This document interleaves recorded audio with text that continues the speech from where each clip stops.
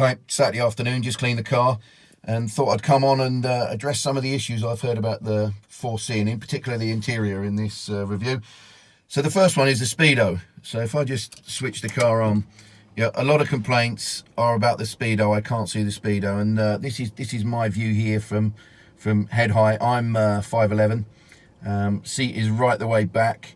I've got plenty of leg room and you know, plenty of arm stretch, and I can see that speedo pretty well. Towards the top it disappears a little bit, but there's been some complaints that people can't see the speedo and they don't really like the layout. I love the layout of this, and you know, as you scroll through the modes, there's a number of different views you get, so I quite like the speedo. I don't find any problem with it at all. Second thing is the seats. People have said they're uncomfortable. They don't really like the seats, and you know, for me, I think the seats are pretty good. I've got the full leather, and you see the passenger seat there. I think the seats are pretty good. The back of them is carbon fibre, in fact, so even better when they're pushed forward. And yeah, I don't have any problems with the seats. I'm quite a heavy guy, and I don't have any problems whatsoever. They seem to cushion me well, and no problems with the seats at all. Next thing is the air conditioning. So people have talked about the air conditioning and the antiquated switches from the 80. I really don't care. It's got hot air, got cold air. The air conditioning works well in the summer. The car runs warm, as you would expect, with the engine right behind you. And I really don't, it doesn't affect me in any way, shape or form. The air conditioning works. That's all I need. The other thing is, people said about the dashboard and the radio in particular. So, you know, the dashboard, again, it's the full leather dash with the stitching. I think it's a nice finish. It's more than adequate for what I need, and for a sports car, I think it's finished in a lovely way. I love the air vents as well.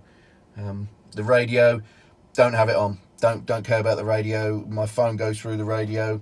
Don't have the radio on, so not fussed in the slightest. The only time it comes on is if I've got Bluetooth attached up. People have said, oh, there's no cigarette lighter, but if I reach down in here, you'll see a number of different connectors. I don't know if you can see these, for your phone to link into, so USB, and I think that's a 9mm jack. So again, don't care. Phone goes in there, charges the phone, and you know, it tucks out the way, so I don't really need a cigarette lighter to charge anything up, satellite navigation or anything else. Handbrake, next one is, people say the handbrake's really high, and got a lot of play in it. Again, doesn't affect me in the slightest. When this is down, obviously it's out the way. Yep, it's got a high tolerance on it, so again, doesn't affect me in any way, shape or form. But people moan about the handbrake, and I think they're missing the point of what this car's all about. The one that really gets me is the carbon fibre, and you can probably see here, you know, the beautiful carbon fibre. If I zoom in there, and underneath you'll see, you know, the kick plate. People moan about the kick plate. I think it's awesome, and the carbon fibre. I've actually heard a couple of stories of people carpeting up to this point. You know, carpeting all of this. I've had this protected with PPF, with a company called Valet Magic in Camberley. Did a fantastic job on it, and they also did the carbon fibre in this middle section. So I think the carbon fibre is a huge selling point, the carbon tub on this car, and you know, just the way that this car is put together, I think it's a thing of beauty. You know, it goes all the way around, this carbon fibre. So again, love the carbon fibre, no problems with the carbon fibre. I think anyone that has is probably in the wrong car. You know, if they're going to carpet, you know, this work of art, this carbon fibre, then more for them. You see the carbon fibre goes right behind the seats as well. Next thing is stepping in and out, and if I open the door, you'll see it's a really wide area to get in and out. And like I say, I've had this, I think they call it PPF, this protection on there, and it goes right the way up to the top here. You can't even see it, but it's just a protective film. It is wide step. I say I'm not a small guy, but I don't have any problems getting in and out.